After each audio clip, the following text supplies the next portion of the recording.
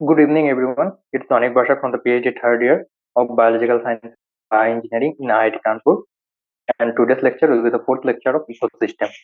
আমরা লাস্ট দিন শুরু করেছিলাম শক্তির প্রবাহ, শক্তির স্থানান্তরের উপর নির্ভর করে কি হয়, নির্ভর করে খাদ্য শৃঙ্খল তৈরি হয়। খাদ্য শৃঙ্খল তৈরি হয়। এবার খাদ্য শৃঙ্খল ব্যাপারটা কি? খাদ্য শৃঙ্খল, ওকে, এটাকে ইংরেজিতে কি বলে? ইংরেজিতে খাদ্য, ফুড শৃঙ্খল মানে কি? চেইন। ওকে, এখানে কি বলা হয় যে খাদ্য খাদকের যে সম্পর্ক, খাদ্য মানে কি? খাদ্য মানে হচ্ছে ফুড, খাদক মানে যে খাচ্ছে।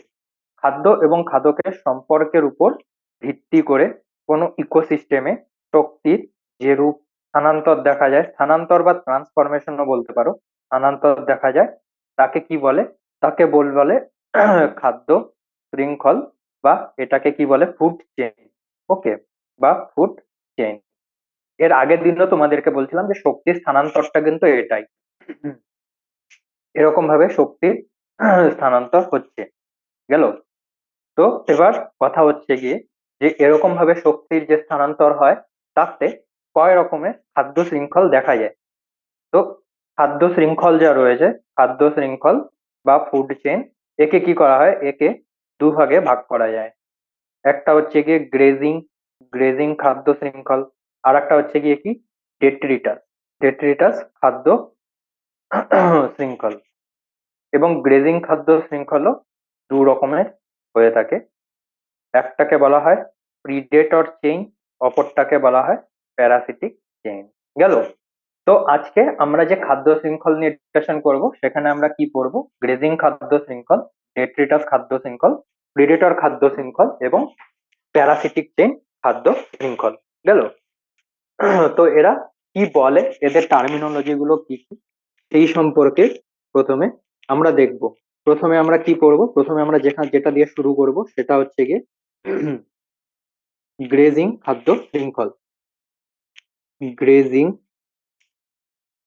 খাদ্য শৃঙ্খল, ওকে। প্রথমে দেখব যে গ্রেজিং খাদ্য শৃঙ্খল এর ডেফিনেশন গুলো কি কি।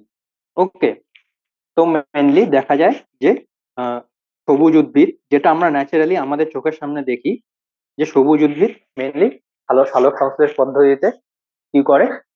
সৌরশক্তিকে কেমিক্যাল শক্তি বা রাসায়নিক শক্তিতে আবদ্ধ করে। ওকে, সৌরশক্তিকে কি করবে? সৌরশক্তি টু রাসায়নিক শক্তি। রাসায়নিক শক্তি মানে কি? যে ক্লোরোফিল, সালোক সংশ্লেষের মাধ্যমে ক্লোরোফিলকে ইউজ করে সালোক সংশ্লেষের মাধ্যমে গ্লুকোজ প্রোডাকশন করা। ওকে, তো এবার এটাকে কেন গ্রেজিং খাদ্য শৃঙ্খল বলা হয়? গ্রেজিং খাদ্য শৃঙ্খল বলতে, গ্রেজিং কথার অর্থটা হচ্ছে গিয়ে যখন গরুকে, যেমন আমরা বলি যে গরু চড়ানো, অর্থাৎ এর কথাটা হচ্ছে গিয়ে গরু যখন কি করবে? কোনো একটা মাঠের মধ্যে উপস্থিত সমস্ত রকম ঘাসকে খাবার হিসেবে গ্রহণ করবে, তখন তাকে বলি আমরা গ্রেজিং খাদ্য শৃঙ্খল। তো মূলত এখানে আহ, যে পরিমাণ শক্তি আবদ্ধ হয় তার বেশিরভাগটাই কৃষি আবদ্ধ হয়, তার বেশিরভাগটাই আবদ্ধ হয় ঘাস জাতীয় উদ্ভিদদের দ্বারা। তার জন্যই মোস্ট অফ দা যে কনজিউমাররা থাকে, যে অন্যান্য খাদকরা থাকে, তারা কি করে? মেনলি ঘাসের উপরে ডিপেন্ডেন্ট। যেমন আমরা মানুষদের ক্ষেত্রে কি দেখা যায়, মানুষরা কিন্তু ডাইরেক্ট গ্রেজিং করে না, কিন্তু মোস্ট অফ দা যে ইকোসিস্টেমে প্রাণীরা থাকে তারা কিন্তু গ্রেজিং এর উপর কিন্তু ডিপেন্ডেন্ট। ওকে, তো এর জন্য এই ধরনের খাদ্য শৃঙ্খলকে কি বলা হয়? গ্রেজিং খাদ্য শৃঙ্খল। ওকে, গ্রেজিং কথাটার কি অর্থ? গ্রেজিং কথাটির অর্থ হচ্ছে ঘাস। ওকে, তো ব্রড টার্মে এখন ইকোনমিস্টরা, সরি ইকোলজিস্টরা যেরকম ভাবে জিনিসটাকে এক্সপ্লেন করে থাকেন, সেটা হচ্ছে গিয়ে প্রথমে সৌরশক্তি থেকে কোনো একটা গাছ কি করবে? প্রথমে সেটাকে শক্তি হিসেবে আবদ্ধ করবে।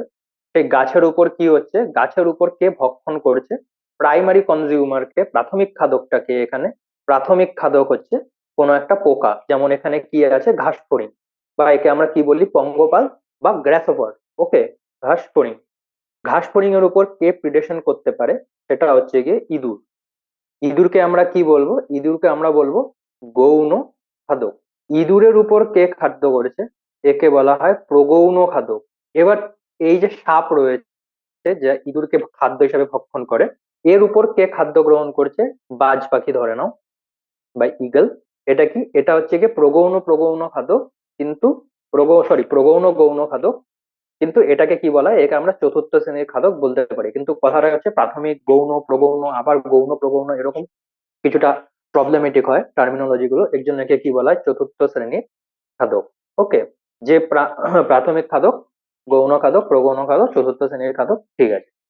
তো এটা হচ্ছে গিয়ে একটা নর্মাল গ্রেজিং শৃঙ্খল, খুব ভেরি ইজি। প্রথমে যখন আমাদেরকে ফুড চেইন সম্পর্কে বলা হয়, আমরা যখন ক্লাস 10 বা 9-এ যে ধরনের এক্সাম্পল গুলো পড়ে এসেছি, যে রকমের উদাহরণগুলো আমরা পড়ে এসেছি, আমরা যদি সেই জিনিসটাকে ফলো করি, দেখবো গ্রেজিং খাদ্য শৃঙ্খল হচ্ছে গিয়ে মূলত সেগুলোই। তো গ্রেজিং খাদ্য শৃঙ্খলের বৈশিষ্ট্য কি কি হবে? গ্রেজিং খাদ্য শৃঙ্খল প্রথমে যখন উদাহরণ দেখে নিলাম, তো এটাকে কিরকম ভাবে ব্যাখ্যা করা যেতে পারে? যে যে খাদ্য শৃঙ্খলে চালক সংশ্লেষের মাধ্যমে সৌরশক্তিকে কি করা হয়?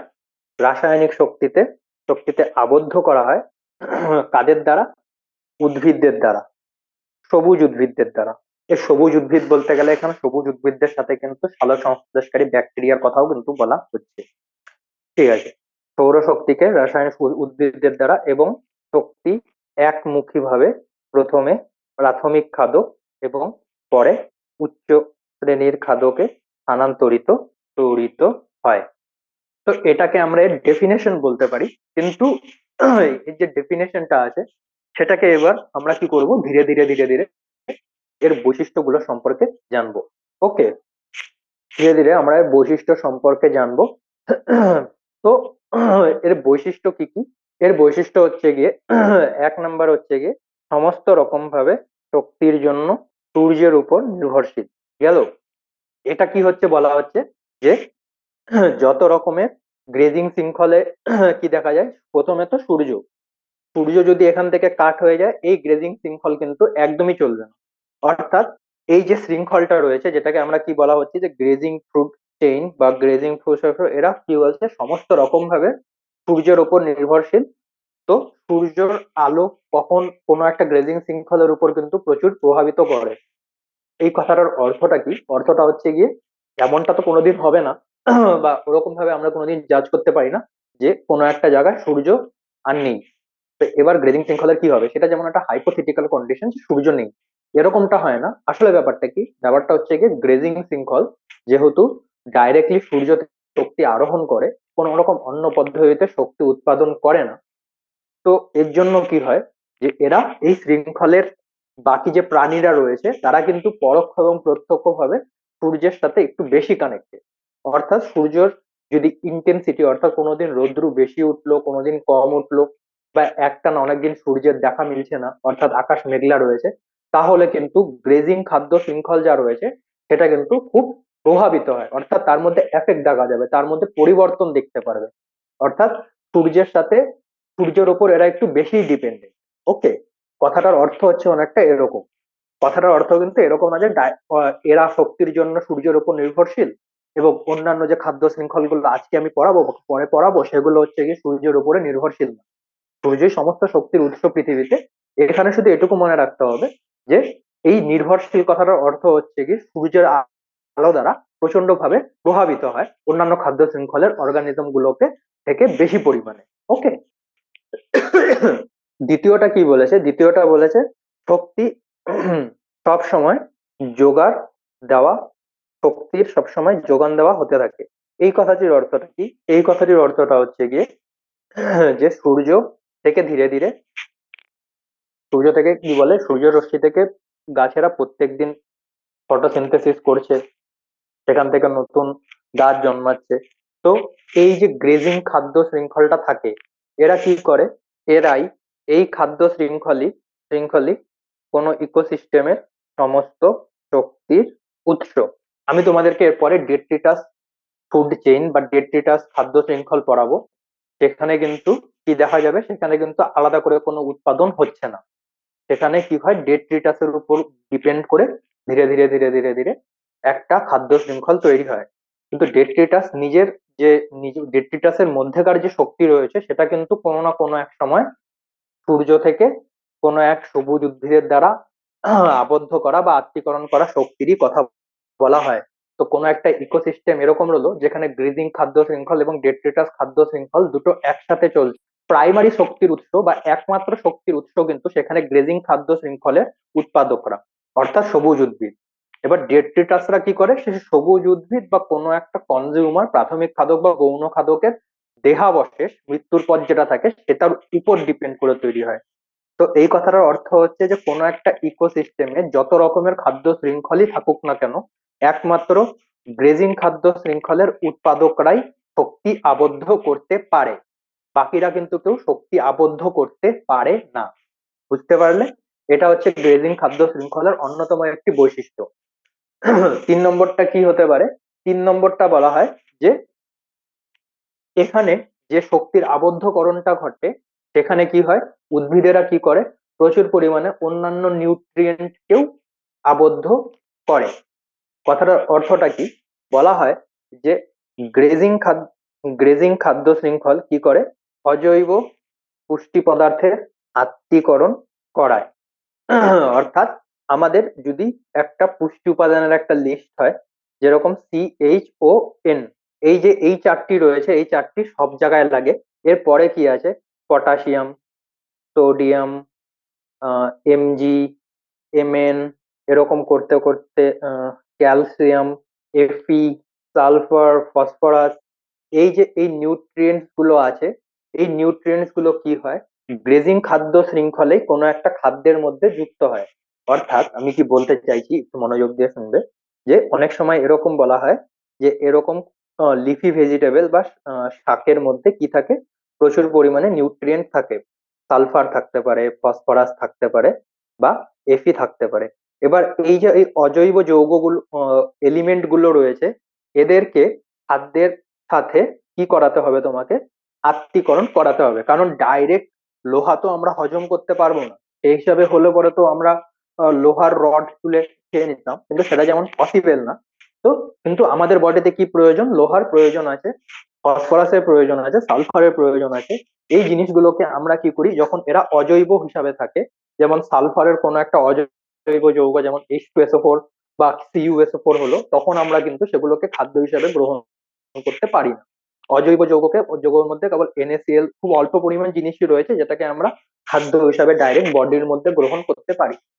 তো সালফার, ফসফরাস, Fe, এই ধরনের যে নিউট্রিয়েন্ট গুলো থাকে, এদেরকে যখন আমাদের বডিতে গ্রহণ করতে হয় তখন তা কিন্তু একমাত্র খাদ্যের সাথেই সম্ভব। ওকে, তো খাদ্যের সাথে এই নিউট্রিয়েন্ট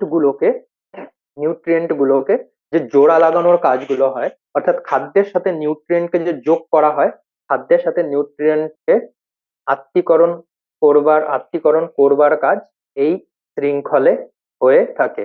অর্থাৎ তোমরা দেখবে যে অনেক রকমের ভিটামিন বা অনেক রকমের নিউট্রিয়েন্ট আমরা কিন্তু প্ল্যান্ট থেকে ইনডাইরেক্টলি বা অন্য কোনো খাদ্য থেকে পেয়ে থাকি। যেমন ধরা যাক, অনেক সময় বলা হয় যে সামুদ্রিক মাছের মধ্যে অনেক রকমের নিউট্রিয়েন্ট থাকে, আমরা যদি সে সামুদ্রিক মাছ খাই তাহলে কি হবে, সেই নিউট্রিয়েন্ট আমাদের বডিতে প্রবেশ করবে। তো ওভারঅল যে গ্রেজিং খাদ্য শৃঙ্খলটা থাকে সেখানে কি হয়, প্রত্যেকটা অর্গানিজম যে অজৈব উপাদানগুলো থাকে সেগুলোর কি করতে থাকে, আত্তীকরণ করতে থাকে। আত্তীকরণ কথাটার অর্থটা কি, আত্তীকরণ কথাটার অর্থ হচ্ছে গিয়ে শরীরের মধ্যে উপস্থিত কোনো একটা আহ জৈব যৌগ যা স্থায়ী হয় তার সাথে এই নিউট্রিয়েন্ট গুলোকে অ্যাড করা, গেল, একে বলা হয় আত্তীকরণ। তো বলা হচ্ছে যে গ্রেজিং খাদ্য শৃঙ্খল যখন দেখা হয় তখন দেখা যায় যে এখানে নিউট্রিয়েন্ট গুলো বডির মধ্যে প্রবেশ করছে। ওকে, নিউট্রিয়েন্ট গুলো বডির মধ্যে প্রবেশ করছে, অর্থাৎ এই কথাটার অর্থ হচ্ছে এই যে গ্রেডিং খাদ্য শৃঙ্খলে অজৈব পুষ্টি পদার্থের আত্তীকরণ করায়। অজৈব পুষ্টি বলতে সালফার, ফসফরাস, Fe, এই জিনিসগুলো যখন খাদ্যের মধ্যে প্রবেশ করে তখন একে আমরা কি করতে পারি, আমাদের শরীরে অ্যাবজর্ব করতে পারি। অর্থাৎ এখানে নিউট্রিয়েন্ট কিন্তু বডির মধ্যে অ্যাবজর্ব হয়। নেক্সট আমরা ক্যারেক্টারিস্টিক্স এর কি নিতে পারি, নেক্সট ক্যারেক্টারিস্টিক্স নেওয়া যেতে পারে যে এই খাদ্য শৃঙ্খলের বেশিরভাগ এই খাদ্য শৃঙ্খলের বেশিরভাগ কি, জীবরা ম্যাক্রোস্কোপিক। ওকে, ম্যাক্রোস্কোপিক কথাটার অর্থটা কি, ম্যাক্রোস্কোপিক কথাটির অর্থ হচ্ছে যে যেসব প্রাণীদেরকে আমরা কোনো মাইক্রোস্কোপের হেল্প ছাড়া দেখতে পারি। তো গ্রেজিং খাদ্য শৃঙ্খলে কারা রয়েছে, গ্রেজিং খাদ্য শৃঙ্খলে যদি এক্সাম্পল নেই, এক তো গ্রাসহপার, ইঁদুর, সাপ, বাজ পাখি, এদের কিন্তু বেশি এরা কিন্তু প্রত্যেকেই কি ম্যাক্রোস্কোপিক, অর্থাৎ এদেরকে দেখবার জন্য আমাদেরকে কোনো রকমের কোনো রকম মাইক্রোস্কোপ দরকার পড়ে না। ওকে, তো এই ছিল গ্রেজিং খাদ্য শৃঙ্খলের কয়েকটা বৈশিষ্ট্য। এবার কি বলেছিলাম যে গ্রেজিং খাদ্য শৃঙ্খলকে অনেক সময় দু রকম ভাবে লেখা হয়, এটা মানে খুব যে সাইন্টিফিক ব্যাপারটা সেরকম না, কিন্তু অনেক সময় লেখা হয়। সেটা কি? সেটা হচ্ছে গিয়ে একটাকে বলা হয় প্রিডেটর চেইন। প্রিডেটর চেইন জিনিসটা কি? প্রিডেটর মানে হচ্ছে গিয়ে শিকারী।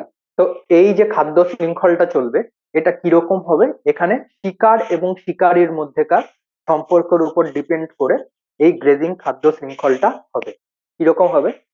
শিকার এবং শিকারীর সম্পর্কের উপর ভিত্তি করে। ঠিক আছে, এটা হচ্ছে গিয়ে কি একে কি বলবো, একে বলবো হচ্ছে প্রিডিটার চেইন। এবার প্রিডিটার চেইনের একটা এক্সাম্পল, যে এক্সাম্পলটা আমি প্রথম থেকে দিয়ে আসছিলাম, দেখো কি হচ্ছে। প্রথমে কে খাচ্ছে? প্রাথমিক খাদককে গ্রাসহপার। গ্রাসহপার কি করছে?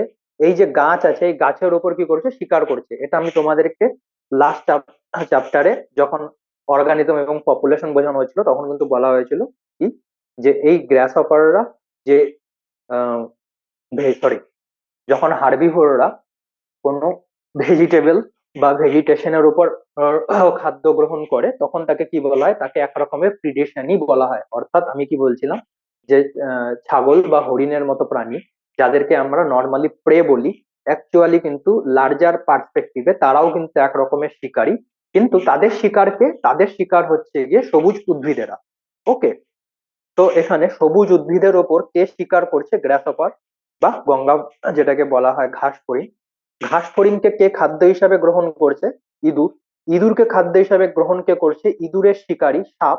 সাপকে খাদ্য হিসাবে কে গ্রহণ করছে? সাপের শিকারী বাজ পাখি। ওকে, তো প্রিডিটর চেইনে কি হয়, যে শিকার, শিকারী শিকারকে খাদ্য হিসাবে গ্রহণ করে এবং শক্তি স্থানান্তরিত হয় কোথা থেকে কোথায়? শিকার থেকে শিকারিতে। ওকে, শক্তি কোথায় স্থানান্তরিত হয়? শিকার থেকে শিকারিতে। এটা হচ্ছে গিয়ে প্রেডেটর। ওকে, প্রেডিটর চেইনটা তো খুব নর্মাল। যে জিনিসটা একটু আলাদা সেই জিনিসটাকে নিয়ে বলা যায়, সেটা হচ্ছে গিয়ে প্যারাসিটিক চেইন।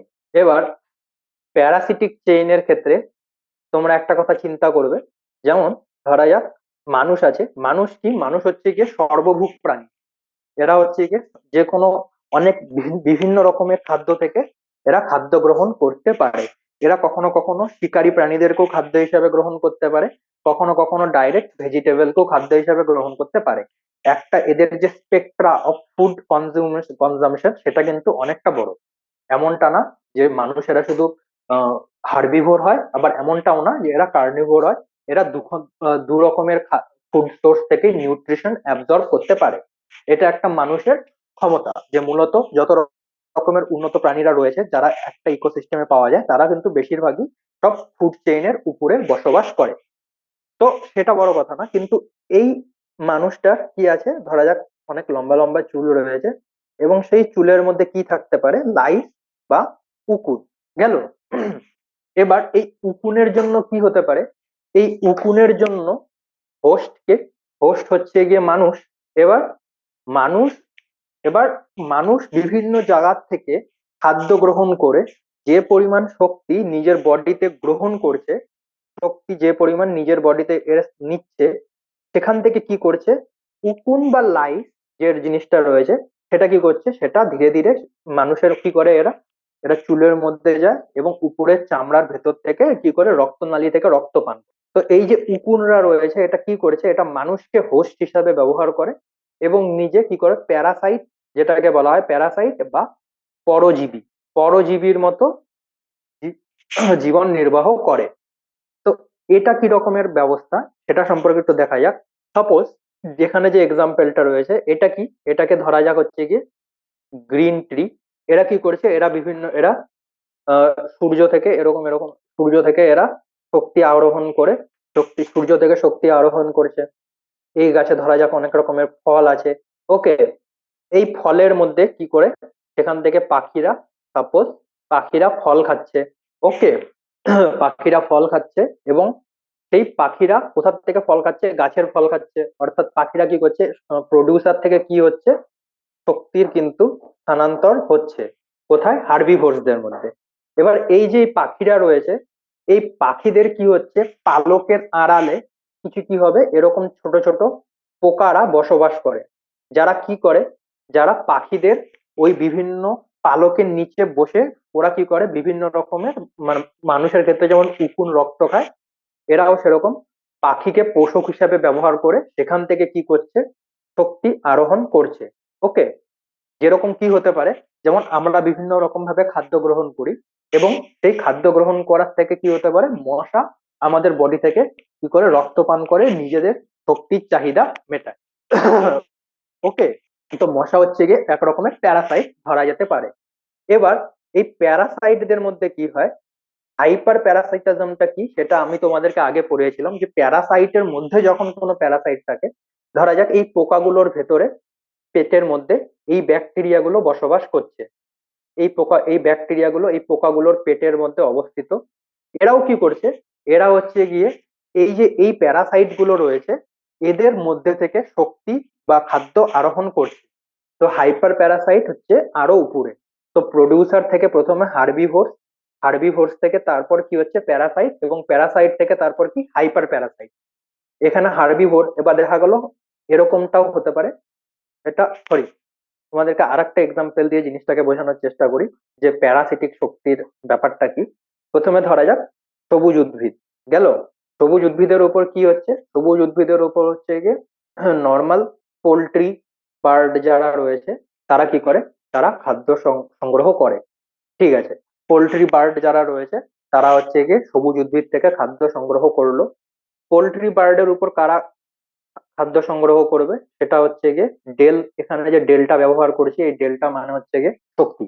ওকে, যাই হোক, পোল্ট্রি বার্ড থেকে কি করে মানুষ নিজেদের মধ্যে শক্তি বা খাদ্য আরোহণ করে। এবার মানুষের রক্ত কারা পান করে, মশা। এবার মানুষ থেকে কিছুটা শক্তি মশার দেহেও প্রবেশ করছে।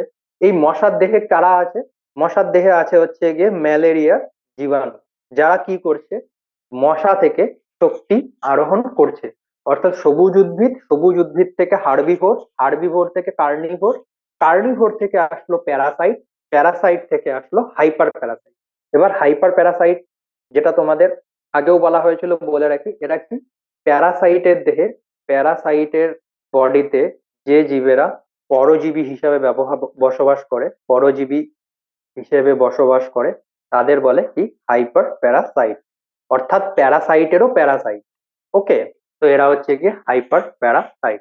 তো এটাও কি, এটাও কিন্তু গ্রেজিং খাদ্য শৃঙ্খল। ভালো করে দেখো, প্রডিউসার প্রথমে সবুজ উদ্ভিদ, সবুজ উদ্ভিদ থেকে কোথায় গেল হার্বিভোর, হার্বিভোর থেকে কোথায় গেল প্যারাসাইট, প্যারাসাইট থেকে কোথায় গেল, প্যারাসাইট থেকে গেল হচ্ছে গিয়ে হাইপার প্যারাসাইট। ওকে, তো এটা হচ্ছে গিয়ে ইয়ে প্যারাসিটিক চেন। তো প্যারাসিটিক চেন সম্পর্কে কি লেখা হয়, যে গ্রেজিং খাদ্য শৃঙ্খল, খাদ্য শৃঙ্খলে জীবেদের কি করা হয়, হোস্ট হিসাবে দেখা দেখা যায়, যার উপর পরজীবী জীবেরা নির্ভরশীল হয়। কিসের জন্য নির্ভরশীল হয়, শক্তির জন্য, শক্তি বা খাদ্য আরোহণের জন্য। এক্সাম্পল কি কি রয়েছে, এক্সাম্পল একটা তোমাদেরকে কি বলা হলো, যে গ্রিন ট্রি, গ্রিন ট্রি থেকে হার্বিভোর, হার্বিভোর থেকে প্যারাসাইট, প্যারাসাইট থেকে হাইপার প্যারাসাইট। সেরকমই একটা কি আছে সবুজ উদ্ভিদ, সবুজ উদ্ভিদ থেকে পোল্ট্রি বার্ড ধরে নেওয়া যাক, পোল্ট্রি বার্ড থেকে মানুষ, মানুষ থেকে আবার শক্তি মশা, যে একটা মানুষের প্যারাসাইট। আবার মশার ভেতরেও এক রকমের প্যারাসাইট থাকে যেটা হচ্ছে ম্যালেরিয়া জীবাণু, এটা হচ্ছে গিয়ে হাইপার প্যারাসাইট। ওকে, তো এই হচ্ছে গিয়ে গ্রেজিং, গ্রেজিং খাদ্য শৃঙ্খলের এক্সাম্পল, সরি দুটো ভাগ, হাইপার প্যারাসাইট। এবার গ্রেজিং খাদ্য শৃঙ্খলের কিরকম হতে পারে, মনে রাখতে হবে গ্রেজিং খাদ্য শৃঙ্খল কিন্তু শুধুমাত্র যে মাটির মধ্যে পাওয়া যায়, সরি, শুধুমাত্র স্থলে পাওয়া যায় এমন কিন্তু ব্যাপারটা নয়, এটা কিন্তু জলজও হতে পারে বা অ্যাকোয়াটিকও হতে পারে। অ্যাকোয়াটিক কিরকম হয়, অ্যাকোয়াটিক হয় ধরা যাক এই সামুদ্রিক শৈবালেরা, বা এরা সামুদ্রিক কোনো একটা প্ল্যান্ট হবে, কোনো একটা গাছ হবে, সেটার মধ্যে থেকে কি করে ছোট ছোট যে জু প্ল্যাঙ্কটন গুলো রয়েছে বা ছোট মাছেরা রয়েছে, তারা এদেরকে খাদ্য হিসাবে গ্রহণ করে। এই সব মাছেদের উপর বড় মাছেরা খাদ্য হিসাবে গ্রহণ করে, এবং সেই বড় মাছেদের উপর কি হয়, মানুষ খাদ্য হিসাবে এই বড় মাছেদেরকে গ্রহণ করে। তো ফাইটোপ্ল্যাঙ্কটন কি যাবে এখানে? ফাইটোপ্ল্যাঙ্কটন সবার আগে। ফাইটোপ্ল্যাঙ্কটন থেকে কোথায় যাবে? ছোট মাছ। ছোট মাছ থেকে কোথায় যাবে? ছোট মাছ থেকে যাবে হচ্ছে বড় মাছ, এবং সেখান থেকে হচ্ছে কি মানুষ। এটা কি? জলজ গ্রেজিং। জলজ গ্রেজিং খাদ্য শৃঙ্খল। এটা হচ্ছে গিয়ে গ্রেজিং খাদ্য শৃঙ্খল সম্পর্কে এটুকু আমরা জানলাম। এবং এরপর আমরা দ্বিতীয় কি সম্পর্কে জানবো? দ্বিতীয়টা সম্পর্কে জানবো, সেটা হচ্ছে গিয়ে ডেট্রিটাস ফুড চেইন। ওকে, যেটা আমাদের 2 নম্বর খাদ্য শৃঙ্খল ছিল। ডেট্রিটাস খাদ্য শৃঙ্খল, ইংরেজিতে ডেট্রিটাস ফুড চেইন। এর জন্য অনেক সময় এটাকে কি লেখে? ডিএফসিও লেখে। ওকে, ডেট্রিটাস ফুড চেইন, ডেট্রিটাস খাদ্য শৃঙ্খল, ডিএফসি সব সেম। ওকে, ডিএফসি তে কি হচ্ছে? ডিএফসি তে প্রথমে আমরা দেখবো কি, ধরা যাক কোন রকম একটা ডেড অ্যানিমেল রয়েছে। ওকে, ডেড অ্যানিমেল বা অর্গানিক ম্যাটার বা গাছের থেকে কোনো একটা পাতা পড়ে গেছে বা কোনো একটা কাঠ ভেঙে গেছে বা কোনো একটা জীব মরে গেছে, হোয়াট এভার ইট ইজ থাকতে পারে, সেটাকে কি করবে? সেটার মধ্যে প্রথমে আসবে হচ্ছে ডিকম্পোজার। কারা? ফাঙ্গিস আর ব্যাকটেরিয়া, যাদেরকে আমরা কি বলেছিলাম? ডেট্রিভোর বা স্যাপ্রোফাইট। ওকে, এবার এরা কি করবে? এরা এই জিনিসটাকে বা অর্গানিক ম্যাটারকে ধীরে ধীরে পচাবে। পচানোর অর্থটা কি? পচানোর অর্থটা হচ্ছে গিয়ে সেখান থেকে তারা ধীরে ধীরে খাদ্য গ্রহণ করবে, এবং এই যে এখানে কি হচ্ছে, জটিল জৈব যৌগ থাকে, এদেরকে ভেঙে ভেঙে কি করবে? সরল জৈব যৌগে পরিণত করবে। তো এখান থেকে কি হচ্ছে গিয়ে এই ডেট্রির সরি এই অর্গানিক ম্যাটারের উপর কি করে? এই ফাঙ্গি আর ব্যাকটেরিয়ারা এই অর্গানিক ম্যাটারকে খাদ্য হিসাবে গ্রহণ করে। এই ব্যাকটেরিয়া এবং ফাঙ্গিকে কারা খাদ্য হিসাবে গ্রহণ করে? আর্থওয়ার্ম বা ডেট্রিভোর। ডেট্রিভোরদেরকে কারা খাদ্য হিসাবে গ্রহণ করে? যেমন ধরা যাক এরকম যে ইয়েরা থাকে, যে কেঁচোরা থাকে, অনেক সময় দেখবে গ্রামাঞ্চলে যে অনেক মুরগিরা বা হাঁসরা কি করে? এইসব পোকামাকড়, এইসব ছোট ছোট আর্থওয়ার্মদেরকে কি করে? খাদ্য হিসাবে গ্রহণ করে। ওকে, তো ডেট্রিটাস খাদ্য শৃঙ্খলকে ব্রিদিং খাদ্য শৃঙ্খল থেকে আলাদা কি জন্য করা হলো? তো সেটা বোঝার আগে একটু দেখবো যে ডেট্রিটাস খাদ্য শৃঙ্খল বলতে আমরা কি বোঝানো হয়েছে। যে এই খাদ্য শৃঙ্খল, এই খাদ্য শৃঙ্খলে শক্তির স্থানান্তর কোথা থেকে শুরু হয়? মৃত জৈব বস্তু থেকে শুরু হয়। মৃত জৈব বস্তু থেকে প্রথমে শক্তির স্থানান্তরটা শুরু হবে, অর্থাৎ এখানে কিন্তু শক্তির উৎস ডাইরেক্টলি সূর্য নয়, ইনডাইরেক্টলি আলটিমেট সোর্স কিন্তু সূর্যই, কিন্তু ডাইরেক্টলি সোর্স কিন্তু সূর্য না। ও কি এখানে ডেট্রিটাসে কি? মৃত জৈব বস্তু। তো খাদ্য শৃঙ্খলে শক্তি স্থানান্তর মৃত জৈব বস্তু থেকে শুরু হয়, তাকে বলে ডেট্রিটাস খাদ্য শৃঙ্খল, বা কি বললাম? ডিএফসি। অনেক সময় বইতে ডিএফসিও লেখা থাকে, তো ওটা দেখে ঘাবড়াবার কিছু নেই। তো এরও একটু বৈশিষ্ট্য দেখা যাক যে ডেট্রিটাস খাদ্য শৃঙ্খলের মধ্যে কি কি বৈশিষ্ট্য থাকতে পারে। ওকে, তো ডেট্রিটাস খাদ্যের শৃঙ্খলে কি বলছে যে অনেক যে সমুদ্র বা নদী বা কোনো একটা লেক, যেটা অনেকটা গভীর, হ্যাঁ, যেই এতটা গভীর যে সেই জায়গাটায় কি হচ্ছে, সূর্যের আলো কিন্তু পৌঁছাতে পারছে না, এবং সেখানে কিন্তু অন্য কোনো শক্তির সোর্সও নেই। তো সেখানে শক্তির সোর্স কি হতে পারে? সেখানে শক্তির সোর্স হতে পারে যে মৃত জৈব বস্তু। কথাটার অর্থটা কি? কথাটার অর্থটা তোমাদেরকে একটু বলা যাক। যে ধরা যাক এটা সমুদ্র, এবং এখানে কোন একটা নীলতিমির মতো প্রাণী বসবাস করে, এবং এই জায়গা অবধি ধরা যাক সূর্য আলো, এই নিচে এইটুকু জায়গায় কোনো সূর্যের আলো পৌঁছায় না, এইটুকু জায়গাটা একদম পুরোটাই অন্ধকার। ওকে, এবার এই হোয়েল বা তিমি মাছ, সরি তিমি যখন মারা যাবে, নীল তিমি, এর বডিটা কি হবে? এর বডিটা মাটিতে এসে নিচে এখানে থাকবে, পড়বে, এবং এই বডির উপর তখন কি হবে? এখানে যে প্রাণীরা থাকে, যারা কোনো রকমের খাদ্য উৎপাদনে করতে পারে না, তারাও কি করে? তারা এই জায়গাটার মধ্যে এখান থেকে খাদ্য আরোহণ করা শুরু করে। কিসের থেকে? মৃত জৈব বস্তু থেকে খাদ্য সংগ্রহ করা শুরু করে। তো কি জন্য বলা হয় যে সমুদ্রের বা হ্রদের অনেক গভীরে এই খাদ্য শৃঙ্খল, শুধু এই খাদ্য শৃঙ্খল লেখা যায়, শুধু এই খাদ্য শৃঙ্খল দেখা যায়। অর্থাৎ এর মানে কিন্তু এমনটা আমি বোঝাচ্ছি না যে ডেট্রিটাস খাদ্য শৃঙ্খল শুধুমাত্র সমুদ্রের গভীরে দেখা যায়।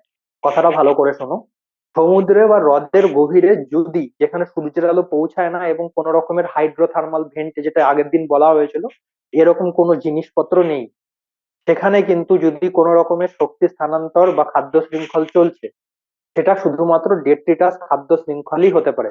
অর্থাৎ ডেট্রিটাস খাদ্য শৃঙ্খল পৃথিবীর যে কোনো জায়গায় থাকতে পারে, কিন্তু সমুদ্র বা হ্রদের অনেক গভীরে, যেখানে কোনো রকমের ফটোসিনথেটিক অর্গানিজম থাকে না, সেখানে শুধুমাত্র ডেট্রিটাস খাদ্য শৃঙ্খলই চলতে পারে, অন্য কোনো খাদ্য শৃঙ্খল সেখানে কিন্তু চলবে না। তো এটা হচ্ছে গিয়ে প্রথম বৈশিষ্ট্য। 2 নম্বর বৈশিষ্ট্য কি হতে পারে?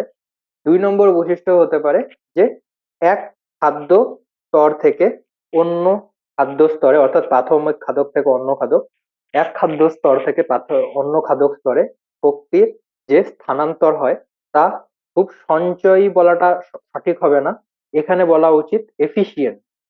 এই এফিসিয়েন্ট কথাটা কেন ইম্পর্টেন্ট? কারণ এই ইংরেজি শব্দটা শুধুমাত্র ইকোসিস্টেমের জন্য ব্যবহার হয় না। যে কোনো মেশিন বা কোনো কিছু যখন কতটা ভালো বা কতটা এফেক্টিভ বা কতটা কাজ করছে, সেই জিনিসটা যখন আমরা প্রকাশ করতে চাই, তখন কিন্তু আমরা এফিসিয়েন্ট টার্মিনোলজিটা মেনলি ইউজ করি। তো এফিসিয়েন্ট কথাটার অর্থটা কি, এবং সেই যে মনে রাখি, ধরা যাক গ্রেজিং খাদ্য শৃঙ্খলে কি হচ্ছে। গ্রেজিং খাদ্য শৃঙ্খলে প্রাথমিক খাদক থেকে গৌণ খাদক যে রয়েছে, এখান থেকে প্রাথমিক খাদক থেকে গৌণ খাদকের মধ্যে ন্যাচারালি শক্তি স্থানান্তর হবে। তো এখানে যে পরিমাণ শক্তি স্থানান্তরিত হয়, অর্থাৎ প্রাথমিক খাদকের মোটামুটি ধরা হয় কেবলমাত্র 10% শক্তি গৌণ খাদকের কাছে স্থানান্তরিত হয়। কিন্তু ডেট্রিটাসের ক্ষেত্রে কি দেখা যায়? ডেট্রিটাসে দেখা যায় যে প্রাথমিক খাদক থেকে গৌণ খাদকে 10% শক্তির যে স্থানান্তর হয়, সেটা ন্যাচারালি 10%-এর অনেক বেশি। ওকে গেল। এর জন্য বলা হয় যে এক খাদ্য স্তর থেকে অন্য খাদ্য স্তরে শক্তির যে স্থানান্তর হয়, তা খুব সঞ্চয়ী বা এফিসিয়েন্ট। অর্থাৎ প্রাথমিক খাদক থেকে ধরা যায় নিয়ার অ্যাবাউট 100% বা 90% যেরকম এনার্জি গৌণ খাদকের মধ্যে ট্রান্সফার হয় কোথায়? ডেট্রিটাস খাদ্য শৃঙ্খলের মধ্যে। এটা যদি গ্রেজিং খাদ্য শৃঙ্খল হতো, তাহলে অনেকটা কি হয়, নিয়ার অ্যাবাউট 10% শক্তি প্রাথমিক খাদক থেকে গৌণ খাদকের মধ্যে স্থানান্তরিত হয়। তো কি দেখা গেছে যে ডেট্রিটাস খাদ্য শৃঙ্খলটা কিন্তু এইসব দিক দিয়ে খুব এফিসিয়েন্ট। 3 নম্বর বৈশিষ্ট্য কি? 3 নম্বর বৈশিষ্ট্য হচ্ছে এই খাদ্য শৃঙ্খলে যেটা হচ্ছে গিয়ে ওভারঅল কোয়ান্টিফাই করা হয়েছে, যে বেশিরভাগ কোনো একটা ইকোসিস্টেমের যে পরিমাণ শক্তি রয়েছে, তার কতটা ডেট্রিটাস খাদ্য শৃঙ্খলের আন্ডারে আছে এবং কতটা গ্রেজিং খাদ্য শৃঙ্খলের আন্ডারে আছে। তো দেখা গেছে যে এই খাদ্য শৃঙ্খলে সব থেকে বেশি শক্তির স্থানান্তরণ হয়। গেল। এই খাদ্য শৃঙ্খলে সব থেকে বেশি শক্তি স্থানান্তরিত হয়, যেটা পরে কোয়ান্টিফাই করে দেখা গেছে, মনে রাখতে হবে ডেটাতেই সব থেকে বেশি কিন্তু শক্তি স্থানান্তরিত হয়। এই জিনিসটা মাথায় রাখতে হয় যে গ্রেজিং সাইকেলে নয়। ডেট্রিটাস যে মাইক্রো অর্গানিজম প্রচুর পরিমাণে আমাদের পরিবেশে রয়েছে, তারা কিন্তু সবসময় কিছু না কিছু কাজ করে যাচ্ছে। বরঞ্চ তুমি নর্মাল ম্যাক্রোস্কোপিক জীবের সংখ্যা তুমি তবুও গোনার চেষ্টা করতে পারো। মাইক্রো অর্গানিজম তো একটা পেট্রি ডিশের মধ্যে এত মাইক্রো অর্গানিজম থাকে যে আমরা জাস্ট একটা অ্যাজাম্পশন নিতে পারি, জাস্ট ওডি ভ্যালু থেকে বা কোনো একটা প্লেট কাউন্ট থেকে কলোনি কাউন্ট করতে পারি, কিন্তু কতগুলো নেট ওভারঅল মাইক্রো ব্যাকটেরিয়া একটা প্লেটের মধ্যে থাকতে পারে, সেটাই আমরা বলা খুব মুশকিল। তো প্রচুর পরিমাণে মাইক্রো অর্গানিজম যেমন পৃথিবীতে রয়েছে, তার জন্য বেশিরভাগ খাদ্য কি এই মাইক্রো অর্গানিজমদের মধ্যেই সঞ্চিত রয়েছে। তো ডেট্রিভোররা, ডেট্রিটাস খাদ্য শৃঙ্খলেই সব থেকে বেশি পরিমাণে শক্তি থাকে। আর একটা কি বলেছে, যে সূর্যের ওপর, হুম, সূর্যের ওপর এদের নির্ভরশীলতাটা কি হয় ডেট্রিটাস খাদ্য শৃঙ্খলে, খুব কম হয়ে থাকে। আর 5 নম্বর কি বলবো? 5 নম্বর বলবো যে প্রাথমিক কনজিউমার যারা থাকে, প্রাথমিক খাদক যারা থাকে থাকে তারা বেশিরভাগই তারা বেশিরভাগই কি মাইক্রোস্কোপিক, অর্থাৎ মাইক্রোস্কোপে তাদেরকে দেখতে হবে। মাইক্রোস্কোপ ছাড়া তাদেরকে কিন্তু আমরা দেখতে পাবো না, সূর্যের উপর ডিপেন্ড করে না। আর একটা পয়েন্ট যেখানে বলেছিলাম যে ডেট্রিটাস খাদ্য শৃঙ্খলে নিয়ার অ্যাবাউট 100% বা 90% শক্তি কি হয় প্রাথমিক খাদক থেকে গৌণ খাদকের মধ্যে যায়। তো এর কারণটা কি? এর কারণটা হচ্ছে যে ধরা যাক এটা একটা কাঠের টুকরো, এই কাঠের টুকরোর উপর কি হচ্ছে, ফাঙ্গাস অর কি হতে পারে ব্যাকটেরিয়া, এরা এদেরকে খাদ্য হিসাবে গ্রহণ করছে। এবার ফাঙ্গাস এবং ব্যাকটেরিয়া এরা হচ্ছে গিয়ে সরল জীব, এরা এদের থেকে যে পরিমাণ খাদ্য গ্রহণ করে, তার কিছু অংশই, খুব সামান্য পরিমাণ অংশ কি করে, খুব সামান্য পরিমাণ অংশ পরিমাণ অংশ কি করে এরা নিজের জন্য ব্যয় করে, নিজের জন্য ব্যবহার করে। তো কারণ কি, কারণ এরা হচ্ছে সরল জীব, একটি ব্যাকটেরিয়া খুব বেশি হাই পারফরমেন্স কিন্তু করে না। অন্যদিকে তুমি যদি ম্যাক্রোস্কোপিক প্রাণীদের ক্ষেত্রে আসো, তাহলে কি হচ্ছে, একটা বাঘ যখন একটা হরিণের উপর শিকার করে, তাকে অনেকটা দৌড়তে হয়, তার জীবনে আরো অনেক রকম করতে হয়, মেটিং বাগেরা থাকে, ডমিনেন্সের ম্যাটার থাকে, বনে কে কোথায় কে থাকবে এরকম ম্যাটার থাকে। তো যত জীব উন্নত হবে, তার কিন্তু সে কিন্তু কি করবে, নিজের মেটাবলিজমের জন্য বেশি পরিমাণে শক্তি আরো ব্যবহার করবে। সেই তুলনায় যারা সরল জীব হয়, যেমন ফাঙ্গাস বা ব্যাকটেরিয়া, তারা কি করে, তারা খুব অল্প পরিমাণ শক্তি নিজেদের জন্য ব্যবহার করে থাকে। এর জন্য কি হয়, যে ডেট্রিটাস খাদ্য শৃঙ্খলে কি হয়, এক শক্তি স্তর থেকে অন্য শক্তি স্তরে যে স্থানান্তরিত হয় তার সঞ্চয় এফিসিয়েন্ট, কারণ নিজের জন্য তো কিছু ব্যবহারই করছে না, যতটুকু হচ্ছে প্রাথমিক খাদককে, গৌণ খাদক খেয়ে নিলে প্রাথমিক খাদকের মধ্যে উপস্থিত পুরো শক্তিটাই পেয়ে যাচ্ছে, কারণ প্রাথমিক খাদক নিজের মেটাবলিজমের জন্য খুব অল্প পরিমাণ শক্তি ব্যবহার করে। গেল। আর এর এক্সাম্পল কি হতে পারে, সরি এর আর একটা বৈশিষ্ট্য কি হতে পারে, এখানে কি হচ্ছে, এই কাঠের ওপর ফাঙ্গাস বা ব্যাকটেরিয়া যখন এ কি করে পচন করে, যেটা আমি বারবার বলি যে ডেট্রিফোরে প্রথমে কিন্তু একটা পচন বা কোনো একটা মাইক্রোবিয়াল ডিকম্পোজিশনের ব্যাপার থাকে। তো যেহেতু কি হচ্ছে, আহ, এই খাদ্য শৃঙ্খলে শৃঙ্খলে জীবেরা ডিকম্পোজিং এর কাজ করে। ডিকম্পোজিং কি জিনিস আগের দিন পড়ানো হয়েছে, ডিকম্পোজিং এর কাজ করে। তাই এই শৃঙ্খলে কি হয়, নিউট্রিয়েন্ট রিসাইকেল হয় বা পরিবেশেও ফিরে যেতে পারে। এই কথাটার অর্থটা কি, এই কথাটার অর্থটা হচ্ছে গিয়ে তোমরা আরো অনেকবার পড়েছো যে নাইট্রোজেন ডিকম্পোজিং ব্যাকটেরিয়া, নাইট্রোসোমোনাস, নাইট্রোব্যাক্টর, ওরা কি করে, ওরা হচ্ছে গিয়ে যে আমাদের বডিতে যে জটিল জৈব যৌগ থাকে, সেটাকে ধীরে ধীরে ভেঙে সরল জৈব যৌগে পরিণত করে, NO3 two NH4, NH4 two N2, nitrogen, এরকম করে করে করে করে ওরা কি করে, ব্যাকটেরিয়া ধীরে ধীরে ধীরে ধীরে সরল জটিল জৈব যৌগ থেকে সরল জৈব যৌগে পরিণত করে। তো মূলত এই প্রাণীরা ডেট্রিটাসে থাকে বলে, যেহেতু গ্রেজিং খাদ্য শৃঙ্খলে কি হচ্ছিল, গ্রেজিং খাদ্য শৃঙ্খলে নিউট্রিয়েন্টকে খাদ্যের সাথে যোগ করা হচ্ছে। এখানে কি হচ্ছে, এখানে হচ্ছে কি নিউট্রিয়েন্ট নিউট্রিয়েন্ট ফুড যদি কোনো কম্বিনেশন থাকে, তাহলে সেটা কি হয়ে যাচ্ছে, ফুড আলাদা হয়ে যাচ্ছে, নিউট্রিয়েন্ট আলাদা হয়ে যাচ্ছে। যেহেতু নিউট্রিয়েন্ট আবার পরিবেশে ফিরে যায়, তার জন্য একে কি বলা হয়, একে বলে নিউট্রিয়েন্ট রিসাইকেল। ডেট্রিটাস খাদ্য শৃঙ্খলে কি মনে রাখতে হবে, ডেট্রিটাস খাদ্য শৃঙ্খলের বৈশিষ্ট্য হচ্ছে গিয়ে এরা কি করে, এরা নিউট্রিয়েন্ট রিসাইকেল করে। তো একটা এক্সাম্পল নেওয়া যাক ডেট্রিটাস খাদ্য শৃঙ্খলের। ডেট্রিটাস খাদ্য শৃঙ্খলের কি হবে, যে মৃত জৈব বস্তু, এখানে কি ধরবো, কাঠের টুকরো, পচা পাতা, জীবের মৃতদেহ, এরকম টাইপের জিনিস থাকতে পারে। এদের উপর কারা ভক্ষণ করবে, এদের উপর ভক্ষণ করবে হচ্ছে গিয়ে কারা, ব্যাকটেরিয়া এবং ফাঙ্গাস। ওকে, ব্যাকটেরিয়া এবং ফাঙ্গাসরা কি করে, এই মৃত জৈব বস্তুর সাথে মিশে যায়, অর্থাৎ মানে ফাঙ্গাস এবং ব্যাকটেরিয়াটা কি হয়, মৃত জৈব বস্তুর সাথে নিজেকে অ্যাটাচ রাখে এবং তারপর সেখান থেকে নিউট্রিয়েন্টটাকে গ্রহণ করে। এই মৃত জৈব বস্তু যখন অনেকখানি ভেঙে যায়, তখন এই সম্পূর্ণটাকে একত্রে খাদ্য হিসাবে কারা গ্রহণ করে, টেট্রিভোর টাইপের প্রাণীরা। এর মধ্যে কারা আসে, কেঁচো, তারপর হচ্ছে গিয়ে শামুক বা স্নেইলস যেটাকে বলা হয়, শামুক, এরা। এদেরকে কারা খাদ্য হিসাবে গ্রহণ করতে পারে, এদেরকে খাদ্য হিসাবে গ্রহণ করতে পারে হচ্ছে গিয়ে পাখি। এবং পাখিকে কি করতে পারে, নর্মাল ছোট পাখি লিখে দিলাম, এবং ছোট পাখিদেরকে কি করতে পারে, ঈগল বা শিকারী পাখি। তো এখানে খাদ্য শৃঙ্খল শুরু হলো মৃত জৈব বস্তুর দেহ দিয়ে, তারপর কোথায় গেল, ব্যাকটেরিয়া ফাঙ্গাস, ব্যাকটেরিয়া ফাঙ্গাস থেকে কেঁচো শামুক, কেঁচো শামুক থেকে ছোট পাখি, ছোট পাখির থেকে ঈগল বা শিকারী পাখি। এরকম ভাবে ডেট্রিভোর যে খাদ্য শৃঙ্খলটা থাকে সেটা কাজ করে। এবার ডেট্রিভোর খাদ্য শৃঙ্খল এবং গ্রেজিং খাদ্য শৃঙ্খল, এই দুটো সম্পর্কে তোমাদেরকে আজ বলা হলো। এই দুটো আমি চাই যে তোমরা পড়ে রাখো, যাতে পরবর্তীকালে যখন আমরা শক্তির পিরামিড নিয়ে ডিসকাশন করব, তখন তোমাদেরকে জিনিসগুলো আরো বুঝতে সুবিধা হবে এবং তখন এই কনসেপ্ট গুলো কিন্তু আরো ধীরে ধীরে ক্লিয়ার হবে। তো আজকে আমি এখানেই শুরু করছি, সরি এখানেই শেষ করছি, আবার দেখা হবে। টাটা, সকলে ভালো থাকবে।